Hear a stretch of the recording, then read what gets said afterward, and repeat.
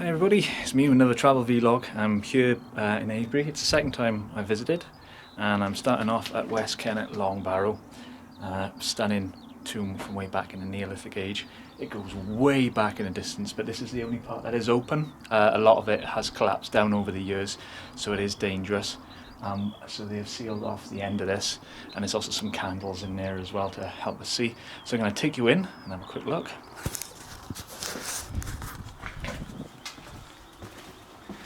As you come in here, you've got some antechambers branching off either side. And then on this side as well. Focus, camera, focus. There we go. And then this is as far as we can go. It's been repaired at the back. That goes into the collapsed section of the tomb where the majority is. And some candles in here as well. When I visited before, there were some offerings left. Nothing malicious, just local pagan rituals, that kind of thing. It's a nice, cool, crisp day outside, and it'd be nice to explore Avebury once again. It's been a couple of years since I was last in the area. Okay, so now I'm on top of the Long Barrow itself, and as you can see, we walked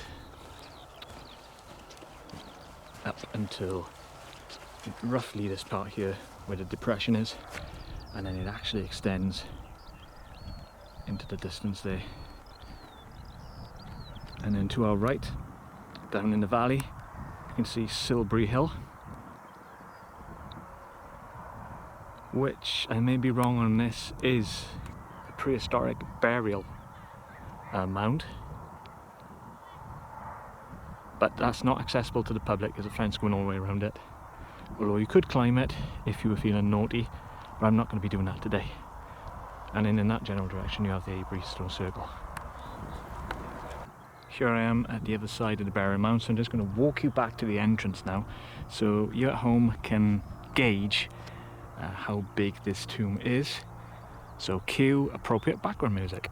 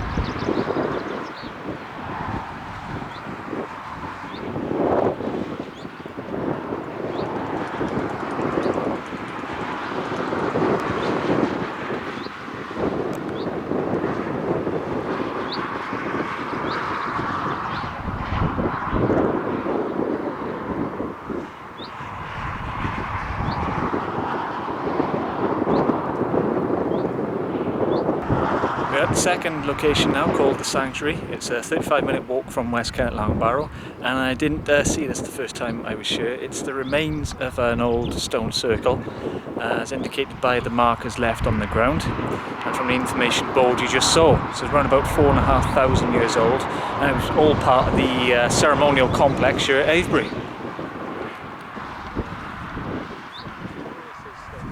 So I'll take you for a walk around axis marks the outer ring of stones.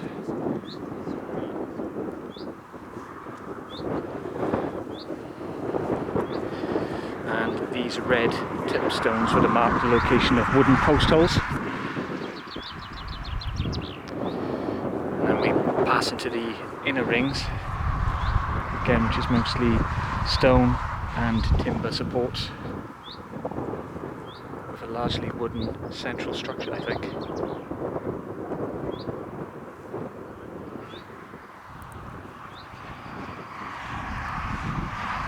So let's walk right into the centre to say we've been right in the middle.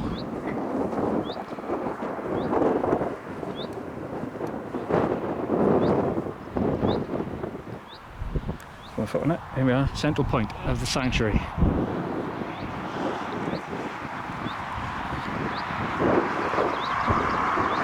Right, we're walking now towards Avebury itself and the main avenue of stones and the stone circle. Just made our way from the sanctuary.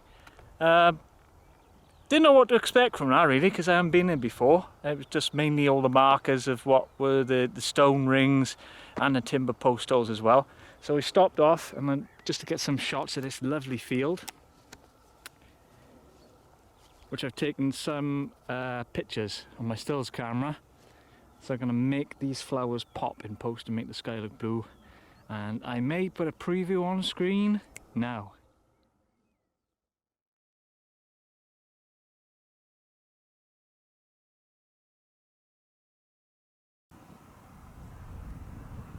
So guys, we have just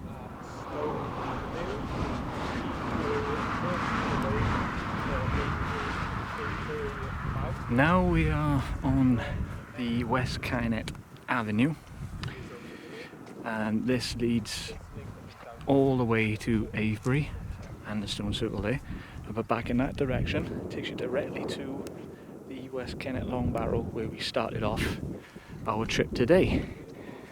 So if we stopped, let's have a look at these stones. These massive stones were all moved here and placed here by hand at least 4,000 to 4,500 years ago, maybe even older than that.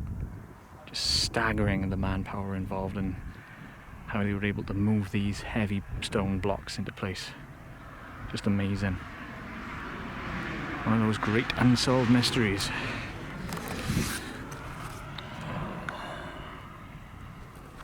Pot marked with these little holes, whether from just natural erosion or whether they were used back in the day for securing the stones. Great location.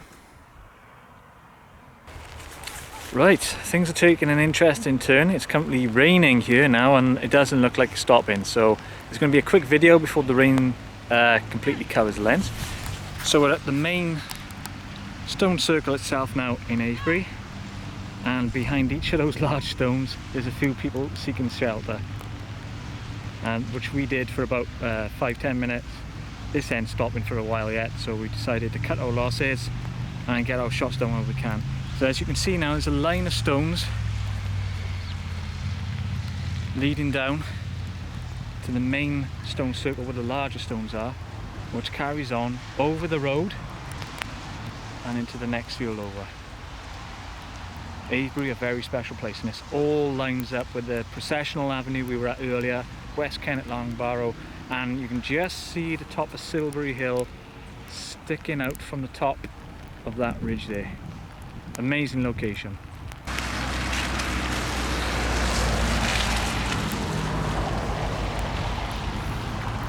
So this is just a view from the other side of the enclosure, so you get a much better idea of that little stone circle there, proceeding to the larger stones, and then across the road, which I've shown you before, where remains the rest of the stone circle.